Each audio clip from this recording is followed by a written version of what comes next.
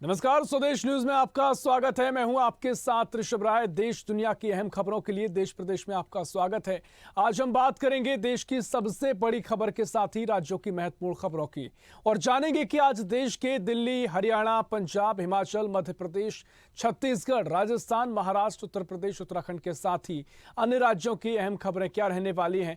कौन सी वो खबरें होंगी जो आज हेडलाइंस हैं, और साथ ही क्या वो खबरें होंगी सियासी रूप से, क्या मौसम की जानकारी होगी। तमाम खबरों से आपको हम कराएंगे रूबरू, और आज अलग अलग प्रदेशों की खबरों से आपको हम रूबरू कराएंगे। और सीधा चलेंगे मुंबई, जहां राहुल पुजारे हमारे सहयोगी लगातार हमारे साथ जुड़े हुए हैं।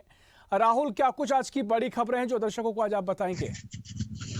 जी ऋषभ, आज बता दूं कि मुंबई की धारावी इलाका है, जो स्लम इलाका है, जो हम्म। एशिया में बहुत फेमस है, हम्म। जहाँ झुग्गी झोपड़ी है, और ये काफी मूवी में भी चर्चित रही और लोग जानते हैं कि इस बहुत बड़ी स्लम इलाका है।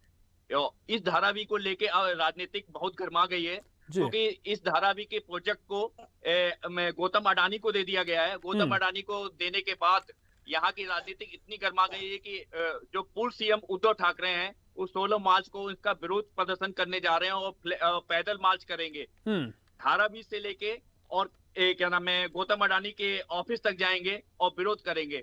ये हम्म। कुल मामला 20,000 करोड़ का है ऋषभ। मैं बता दूं, धारावी को झुग्गी झोपड़ियों को तोड़ के गौतम अडानी, जो अडानी ग्रुप है, उनको प्रोजेक्ट दिया गया है, हम्म। और उनको फिर से झुग्गी झोपड़ी को मतलब बिल्डिंगें बनाने की परमिशन दी गई है हम्म। बीजेपी गवर्नमेंट की तरफ से और एकनाथ शिंदे की तरफ से। हम्म। इसको लेके कल से बड़ा हंगामा मचा हुआ है। हम्म। और मैं आपको बता दूं, अपने दर्शकों को बता दूं, पूरे 500 एकड़ में फैला हुआ है, हम्म। और 259 एकड़ को बनाने के लिए प्रोजेक्ट यहाँ पे कल परमिशन दी गई है। हम्म। इसको लेकर राजनीति इतनी गर्माई है कि कल पूरे दिन सरगर्मियां रही और पूरे दिन यहाँ पे हंगामा मचता रहा, और 16 मार्च को इसका पूर्व सीएम विरोध करेंगे, पैदल यात्रा निकालेंगे। हम्म। ये सब निश्चित तौर पर देखिए, जिस तरीके से आपने पूरा मामला बताया, सियासत भी इस पर आके गरमा सकती है, लेकिन जो लोग हैं यहाँ रह रहे हैं, क्या उनका कहना है, किस तरीके की मांग वो कर रहे हैं?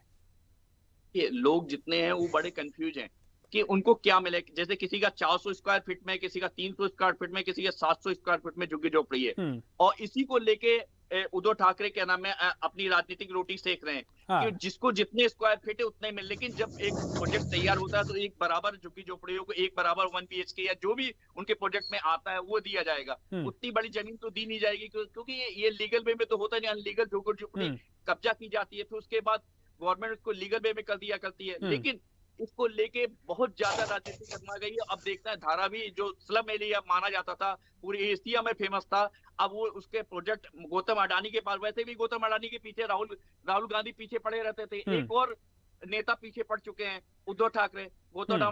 गौतम अडानी की कल भी शेयर मार्केट में 20% की सर्किट लग के ऊपर खुली। गौतम अडानी को क्लीन चिट मिल चुकी थी। हाँ। जी सब निश्चित तौर पर देखिए, एक मौका जरूर यहाँ पर कांग्रेस को भी मिल जाएगा, लेकिन जिस तरीके से आपने लोगों का जिक्र किया, मैं चाहूंगा उस पर एक बार और आप जानकारी दें। आपने कहा कि वैसे भी कागजात उनके पास कुछ होते नहीं हैं, इस तरह से उनको सरकार द्वारा वो पट्टा दिया जाता है, लेकिन अब जो लोग यहाँ से अगर विस्थापित होंगे तो क्या उनके लिए व्यवस्था देखने को मिलेगी, क्योंकि अब ये सवाल काफी महत्वपूर्ण हो जाते हैं। पहले तो अनलीगल होते, जब ये स्थापित होंगे, प्रोजेक्ट होगा, सबके आधार कार्ड, राशन कार्ड सब सबमिट किए जा रहे हैं, उसी हिसाब से उनको इशू करेंगे, उनको जो जो भी फ्लैट देंगे। लेकिन ये अभी इसमें टाइम लगेगा। लेकिन इसमें अभी राजनीतिक जो एंट्री हो चुकी है, तो ये प्रोजेक्ट शायद खटाई में पड़ भी सकता है। यानी सियासी रूप से मामला आगे गरमा सकता है, उसकी बात तय होगा क्या कुछ आगे की तस्वीर दिखाई देगी। ठीक है राहुल, लेकिन आज मौसम की जानकारी भी मैं चाहूंगा। मुंबई में किस तरह का आज मौसम है, क्योंकि जो दक्षिण के राज्य हैं वहां पर जो तूफान मिचोंग है उसका काफी प्रभाव देखा जा रहा है, और उससे थोड़ा लगता हुआ मुंबई भी आता है। यहाँ हमेशा बारिश का दौर भी देखा जाता है। क्या कुछ यहाँ का मौसम नजर आ रहा है? देखिए, मुंबई के कई जिले उससे अछूते नहीं रहे। कई जिलों में वहां प्रभाव देखा गया। वहां पे जो जिस तरह से आया, उसकी प्रभाव काफी जगह कई जिलों में पड़ा, लेकिन इतना ज्यादा नहीं पड़ा। लेकिन यहाँ के जो प्रदूषण का प्रभाव है मुंबई में, वो काफी पड़ रहा है। उसको लेके अभी तक कोई बीएमसी और एक सरकार कोई भी संज्ञान लेने को तैयार नहीं थी। ऋषभ, एक बहुत बड़ी खबर जो आ रही है, बॉलीवुड, बॉम्बे की बात हो, महाराष्ट्र की बात हो, तो बॉलीवुड की बात हो तो अधूरी रह जाती है खबर। कल कल शाहरुख खान के लिए बहुत बड़ा दिन था। शाहरुख खान का पूरा परिवार, आर्यन खान, शाहरुख खान, गौरी खान और उनकी बेटी सुहाना खान, और जो टीवी प्लेटफॉर्म पे लॉन्च कर रहे हैं आर्चिज जो उनकी आ रही है, उसको लेकर कल प्रेस कॉन्फ्रेंस की गई, और सभी पत्रकारों के सामने आए और कल अपनी जो उनकी एक रिलीज हो रही है 1 दिसंबर को डंकी, हम्म। उसको लेके बड़े उत्साहित थे शाहरुख खान निश्चित और तौर कह पर रहे काफी थे उत्साह देखा गया है। काफी महत्वपूर्ण खबरें थी। फिलहाल बहुत शुक्रिया राहुल आपका तमाम जानकारी साझा करने के लिए। तो ये तमाम अपडेट्स थी जो मुंबई का मौसम की अपडेट्स हो, बॉलीवुड की खबर हो या फिर सियासी मिजाज क्या कुछ हो, तमाम अपडेट्स आपको दिए हैं। और सीधा चलेंगे रायपुर जहां हमारे सहयोगी शशिकांत साहू हमारे साथ लाइव जुड़े हुए हैं। शशिकांत, क्या कुछ आज बड़ी अपडेट्स हैं, बड़ी खबरें हैं जो आप दर्शकों से साझा करेंगे? बिल्कुल ऋषभ, देखिए मतगणना होने के बाद जो है बीजेपी ने प्रदेश में सरकार बना ली है, लेकिन अब सबकी निगाहें जो है सीएम फेस को लेकर टिकी हुई है। सब जो है जो सीएम कौन होंगे, आगामी सीएम कौन होंगे, इसको लेकर चर्चा जो है गली मोहल्लों तक भी जारी है। निश्चित तौर से कल जो है दिल्ली में एक बड़ी बैठक हुई। बैठक में जो है अमित शाह, नरेंद्र मोदी, इसके अलावा जो 3 राज्यों में बीजेपी की जीत हुई, तीनों राज्यों के प्रभारी जो है मौजूद रहे और विस्तृत चर्चा जो है इस सीएम के फेस को लेकर हुई है। बता दूं कि सीएम को लेकर लगातार चर्चा प्रदेश में चलती रही है। साथ ही जो है कई ऐसे नेता हैं जो छत्तीसगढ़ के रायपुर से लेकर दिल्ली तक जो है कहीं ना कहीं अपनी जो चर्चा है उनसे बात का सिलसिला है बड़े नेताओं से की जा रही है। इसके अलावा ओपी चौधरी जो है दिल्ली पहुंच गए हैं, अरुण साव दिल्ली पहुंच गए हैं। सबसे पहले बात की जाए सीएम फेस की रेस में तो पूर्व मुख्यमंत्री डॉक्टर रमन सिंह जो 3 बार जो है मुख्यमंत्री रह चुके हैं, उनका नाम सबसे सामने है। इसके अलावा जो प्रदेश अध्यक्ष अरुण साव है, जिसके नेतृत्व में पूरा जो है इस चुनाव को लड़ा गया था, चूंकि प्रदेश अध्यक्ष थे और पूरे जोश के साथ जो है चुनावी मैदान पे गए थे, तो उनका नाम भी सामने है। वही आदिवासी जो है चेहरे की बात की जाए तो विष्णुदेव साय, इसके अलावा राम विचार नेता दोनों का नाम भी सामने आ रहा है। इसके अलावा ओपी चौधरी का भी नाम सामने आ रहा है, चूंकि वे कलेक्टरेट जो कलेक्टरी है उसे छोड़कर जो है राजनीति में आए थे, तो उनका नाम भी सामने आ रहा है। साथ ही जो है राज्य मंत्री रेणुका सिंह, उनका नाम भी जो है सामने आ रहा है मुख्यमंत्री के फेस को लेकर। हालांकि जो है बैठक दिल्ली में हुई है। अब 1-2 दिन में जो है पर्यवेक्षक छत्तीसगढ़ आएंगे, यहाँ के विधायकों के साथ बैठक करेंगे। बैठक के बाद सभी की सहमति ली जाएगी। सहमति के बाद जो है सीएम फेस की घोषणा कर दी जाएगी। वही निश्चित तौर पर देखिए जिस तरीके से चुनाव के बाद पूरा माहौल दिखाई दिया है, अभी भी महत्वपूर्ण सवाल यही बना हुआ है कि सीएम की जो रेस में तमाम नेता हैं, किसका आगे नाम सामने आता है और क्या कुछ आगे की तस्वीर दिखाई देगी, वो देखना महत्वपूर्ण होगा। लेकिन जिस तरीके से तूफान मिचोंग का कुछ कई प्रदेशों में असर देखने को मिला है, राजस्थान में भी कई जगह असर देखने को मिला है, छत्तीसगढ़ में क्या कुछ मिजाज दिखाई दिया है? जो तूफान है मिचोंग, उसका असर छत्तीसगढ़ में भी देखने को मिल रहा है। हालांकि बारिश रुक रुक कर हो रही, कल देर रात तक बारिश हुई, सुबह भी बारिश हुई, आज सुबह से ही मौसम जो है बदली छाई हुई है। तो निश्चित तौर से इसका असर सीधे किसानों को देखने को मिल रहा है, क्योंकि किसान अपनी फसलों की कटाई कर रहे हैं, धान मंडी तक नहीं पहुंचा पा रहे हैं। ऐसे में फसल का जो धान है वो खराब होने की संभावना बनी रहती है, क्योंकि जिस तरह से जो बेमौसम बारिश है उससे कहीं ना कहीं परेशान है, साल भर का मेहनत किसानों का रहता है। ऐसे में जो धान है वो खराब होने की आशंका है, इसका असर देखने को मिल रहा है। या आज भी जो है बारिश होने की संभावना मौसम विभाग ने बताई है, क्योंकि कल भी यह स्थिति रह सकती है। हालांकि जो स्थिति बनी हुई है बदली छाई हुई है, और जो ठंड है वो कहीं ना कहीं ठंड नहीं पड़ रही थी। अब ठंड भी जो है जोरदार होने लगी है। ठंड से लोग जो गर्म कपड़े पहनकर ही घर से निकल रहे हैं। इसके साथ ही मैं बात करूं तो जिस तरह से बीजेपी की सरकार जैसे ही छत्तीसगढ़ में आई, उसके बाद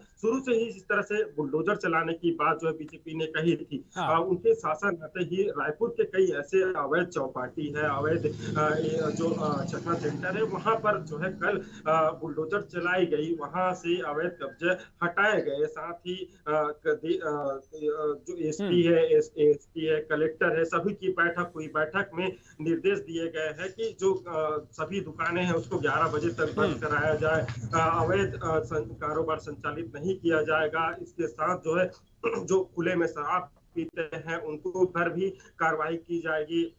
तो लगातार गुंडे बदमाश है, उनको भी धरपकड़ का सिलसिला शुरू हो गया है। वही पूर्व मुख्यमंत्री डॉक्टर रमन सिंह ने जो है अधिकारियों को भी चेतावनी दी है। जिस तरह से कल पूर्व मुख्यमंत्री डॉक्टर रमन सिंह ने जो है ट्वीट कर कहा कि कई ऐसे अधिकारी है जो पूर्व डेट पर जो है काम कर रहे हैं और जो फाइल है उनको साइन करके आगे बढ़ा रहे हैं, तो उन्हें हिदायत दी है कि इस प्रकार की काम जो है अधिकारी न करे, चूंकि सरकार बदल चुके हैं और अगर इस तरह की काम करते हो तो उन पर कार्रवाई भी की जा सकती है। वही रायपुर के महापौर को लेकर जिस तरह से जो बीजेपी है विपक्ष में है, तो उन्होंने अविश्वास प्रस्ताव लाने की बात कही थी। आज भी बड़ी बैठक रखी है, इसको लेकर महापौर कह रहे हैं कि जो बीजेपी है वो ढोंग कर रही है, अपना कार्यकाल वे पूरा करेंगे, क्योंकि बीजेपी के भी जो विपक्ष के पार्षद है वो खुद उनके संपर्क में है, तो इस तरह की अफवाह बीजेपी न फैलाए। इसके साथ बात की जाए तो जिस तरह से बड़ी हार कांग्रेस की हुई है, तो निश्चित तौर पर ये कांग्रेस तमाम महत्वपूर्ण खबरें थी, खासकर जो बुलडोजर से आगे अतिक्रमण पर कार्रवाई हो रही है। एक महत्वपूर्ण खबर की जानकारी आपने दी है। फिलहाल बहुत शुक्रिया शशिकांत आपका तमाम जानकारी साझा करने के लिए। तो छत्तीसगढ़ की तमाम अहम खबरें थी। मौसम की खबर हो तो जो तूफान मिचोंग है उसका असर भी कई जगह पर छत्तीसगढ़ में देखा गया है। महासमुंद से कल खबरें भी सामने आई जहां किसानों की फसलों को नुकसान पहुंचने की अब आशंका इससे मौसम के बदले मिजाज से देखने को मिल सकती है। साथ ही छत्तीसगढ़ की बात करें तो सियासी रूप से यहाँ पर मुख्यमंत्री के चेहरे को लेकर लगातार एक सस्पेंस बना हुआ है, कौन मुख्यमंत्री होगा। और इसी बीच सीधा चलेंगे उत्तर प्रदेश जहां हमारे सहयोगी आदित्य सैनी हमारे साथ लाइव जुड़ गए हैं। आदित्य, क्या कुछ आज की बड़ी खबरें हैं जो आप दर्शकों से साझा करेंगे?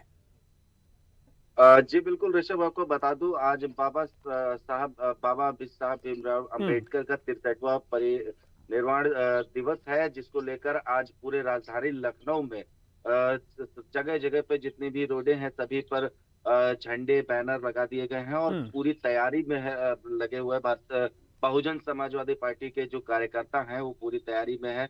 और आपको ये भी बता दूं करीब 8:30 बजे बसपा सुप्रीमो मायावती बाबा साहब भीमराव अम्बेडकर को श्रद्धांजलि भी देंगी और अपने कार्यालय पे बहुजन समाजवादी पार्टी कार्यालय पर काफी संख्या पे कार्यकर्ता भी पहुंच चुके हैं और बसपा सुप्रीमो मायावती अभी करीब 8:30 बजे श्रद्धांजलि देंगी। और बात कर ले ऋषभ की लोकसभा चुनाव से रिलेटेड बात कर ले तो कल एक बड़ी खबर सामने आई थी जिसको लेकर आज जैसे जो 6 दिसंबर है आज एक बड़ी बैठक होनी थी, इंडिया गठबंधन की एक बड़ी बैठक होनी थी। वो बैठक रद्द कर दी गई क्योंकि कहीं न कहीं कहा जाता है कि समाजवादी पार्टी के जो राष्ट्रीय अध्यक्ष हैं अखिलेश यादव और ममता बनर्जी और नीतीश कुमार, इन तीनों लोगों ने मना कर दिया था कि इंडिया गठबंधन में नहीं जा पाएंगे क्योंकि कहीं न कहीं कहा जाता है कि कुछ कार्यक्रमों का हवाला देते हुए साफ मना कर दिया गया था कि गठबंधन की जो बैठक है इसमें शामिल नहीं हो पाएंगे। तो कहीं न कहीं देखा जाए तो इससे अनुमान लगाया जा सकता है कि कहीं न कहीं इंडिया गठबंधन में कहीं दरार तो नहीं पड़ गई। जिस तरीके से लोकसभा चुनाव नजदीक आ रहा, लगातार एनडीए गठबंधन और इंडिया गठबंधन लगातार तैयारी में लगा हुआ है। कहीं न कहीं देखा जाए भारतीय जनता पार्टी भी पूरी तैयारी में लगी हुई है, कहीं न कहीं देखा जाए तो विपक्ष भी पूरी तैयारी में लगा हुआ।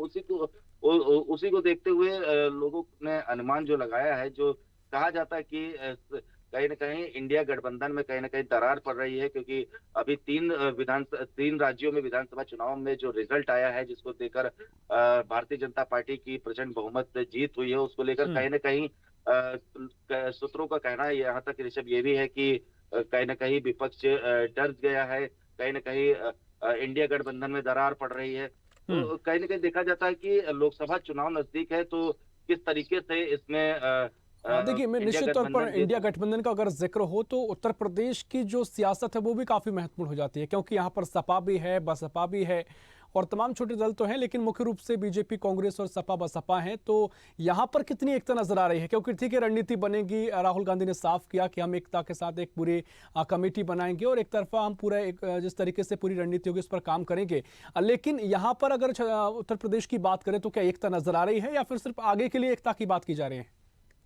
देखिए ऋषभ, आपको बता दूं कि जिस तरीके से बात की आपने कांग्रेस, बसपा और समाजवादी पार्टी की, तो कल की बात कर ले तो कल कांग्रेस की एक अहम बैठक थी प्रदेश कार्यालय में जहां पर लोकसभा चुनाव को लेकर एक बड़ी रणनीति तैयार की गई है। जिस तरीके से कहा जाता है कि कांग्रेस भी अपनी पूरी तैयारी में लगी हुई है और समाजवादी पार्टी की बात कर ले तो समाजवादी पार्टी भी लगातार अलग अलग जिलों में जाकर समाजवादी पार्टी राष्ट्रीय अध्यक्ष अखिलेश यादव तैयारी में लगे हैं लोकसभा चुनाव की। लेकिन जो आज की जो बैठक रद्द हुई है उसको लेकर कहीं ना कहीं सवाल खड़े हो चुके हैं ऋषभ की। लोकसभा चुनाव में कहीं ना कहीं इंडिया गठबंधन में कहीं ना कहीं देखा जा रहा है दरार पड़ चुकी है। ठीक है, एक जल्दी से एक सवाल एक और ये कि मौसम को लेकर क्या जानकारी है, क्योंकि जो मिचोंग तूफान है उसका असर देश भर में देखा जा रहा है।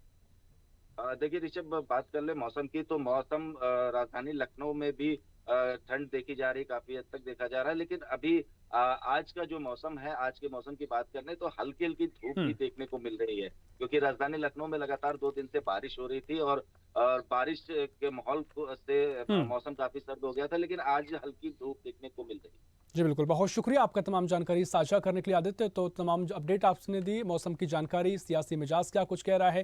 तो उत्तर प्रदेश में सियासत भी गरमाई हुई है और साथ ही आगामी लोकसभा चुनाव को लेकर तमाम रणनीतियां बन रही हैं। विपक्षी गठबंधन इंडिया की भी तमाम रणनीतियां हैं, लेकिन आगे और देखना महत्वपूर्ण होगा क्या कुछ रणनीतियां देखने को मिलती हैं।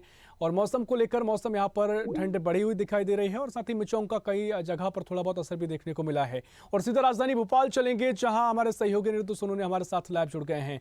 अनिरुद्ध जी, क्या कुछ आज बड़ी खबरें हैं सियासी रूप से, मौसमी रूप से, और जो आप दर्शकों से साझा करेंगे? देखिए, मध्य प्रदेश की सबसे बड़ी खबर आज सुबह ही आई है और यह बहुत दुखद खबर है कि जो राजगढ़ में बच्ची बोरवेल में गिरी थी वो उसकी मौत हो गई है।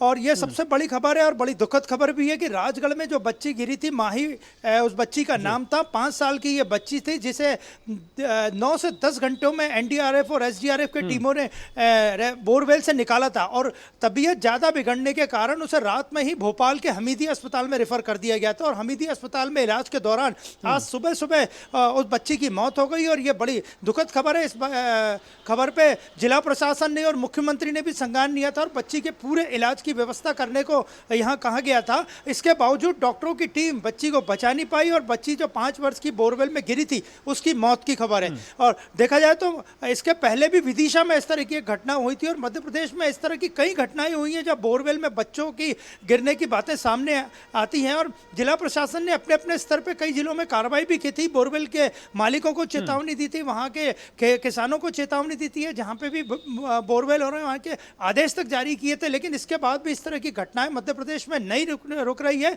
और अब लोगों को उम्मीद है कि नई सरकार जो बनने जा रही है मध्य प्रदेश में भारतीय जनता पार्टी की, वो अपनी पहली कैबिनेट की बैठक में बोरवेल के लिए कोई नीति लाए ताकि इस तरह की घटनाएं ना हो सके। और बच्ची के परिजन बच्ची की मौत से काफ़ी दुखी हैं और एनडीआरएफ एसडीआरएफ की टीमें ने लगातार 9 घंटे तक राजगढ़ का गांव में पिपरिया गांव, वहां रेस्क्यू ऑपरेशन चला के बच्ची को बाहर तो निकाल लिया था, लेकिन बच्ची को अस्पताल में, हमीदी अस्पताल में भोपाल में डॉक्टर बचा नहीं पाए। और इसके अलावा राजनीतिक सरगर्मियों की बात करें तो जिस तरीके से पूरा मामला सामने आया, हमने इससे पहले भी विदिशा की घटना देखी, उससे पहले भी कई घटनाएं सामने आई। जब तमाम ऐसी बातें हुई कि जो बोरवेल खुले में है उन पर शासन प्रशासन यहाँ पे कार्रवाई करेगा, किस तरह की रोक रहेगी, जुर्माना रहेगा, लेकिन क्या वो चीजें यहाँ पर दिखाई नहीं दे रही हैं? जी बिल्कुल नहीं दिखाई दे रही हैं। हालांकि जिला प्रशासन ने कई बार कई जिलों में इस तरह की घटना होने के बाद आदेश भी जारी किए कि बोरवेल के मालिक पे केस दर्ज किया जाएगा, उन पे जुर्माना लगाया जाएगा, लेकिन लगातार उसके बाद भी लापरवाही जो बोरवेल खुदवा रहे हैं जनता के द्वारा भी वापरी जा रही है। तो लोगों को उम्मीद है कि आने वाली सरकार इस पर कोई ठोस नीति बनाएगी जिस तरह की इस तरह की घटनाएं आगे ना हो पाए। और जहां तक हम राजनीति की बात करें तो मध्य प्रदेश में केवल एक ही चर्चा है, भोपाल हो या इंदौर या कोई गांव हो या गलियारा, उसमें एक ही चर्चा है कि मध्य प्रदेश की बनने वाली भारतीय जनता पार्टी सरकार का मुख्यमंत्री कौन बनेगा। मुख्यमंत्री शिवराज सिंह चौहान भोपाल में ही हैं और ज़्यादातर नेता दिल्ली में जा चुके हैं। विधायक दल की बैठक होना है, मध्य प्रदेश विधानसभा की अधिसूचना जारी कर दी गई है, लेकिन सबको यही चर्चा है कि मध्य प्रदेश में अगला मुख्यमंत्री कौन होगा। जी निश्चित तौर पर, लेकिन तमाम जो सियासी रूप से आपने खबर दी, खासकर जो घटना थी जिस तरीके से राजगढ़ में जो बच्ची गिरी और उसके बाद आपने जानकारी दी, तो इसको लेकर अब आगामी रूप से क्या कुछ इंतजामात की तस्वीरें दिखाई देगी? क्योंकि इससे पहले हमने तमाम घटनाएं देखी हैं और उसको लेकर आपने कहा कि जो कार्रवाई भी फिलहाल जो होनी चाहिए वो दिखाई नहीं दी है, तो ऐसे में एक कड़े कानून की ज़रूरत है और इस तरह की चर्चाएं भी शुरू होनी चाहिए। अनिरुद्ध जी बिल्कुल चर्चाएं तो कल जब बोरवेल में बच्ची गिरी थी या जब भी इस तरह की घटनाएं होती हैं, इसके पहले एक सीहोर में भी इस तरह की घटना सामने आई थी, उसके अलावा कई मध्य प्रदेश के कई जिलों में, कई गांवों में, कई कस्बों में इस तरह की घटनाएं सामने आई हैं। तो अगली सरकार से लोगों को उम्मीद है कि वो इस पर कोई ठोस नीति बनाएगी। निश्चित तौर पर मौसम को लेकर क्या जानकारी अनिरुद्ध जी? क्योंकि मिचोंग का जो तूफान है उसका असर कई जगह देखा गया है, कई राजस्थान में भी इसका देखने को मिला है। सर, मध्य प्रदेश में किसी तरह का बदलाव देखने को मिला है?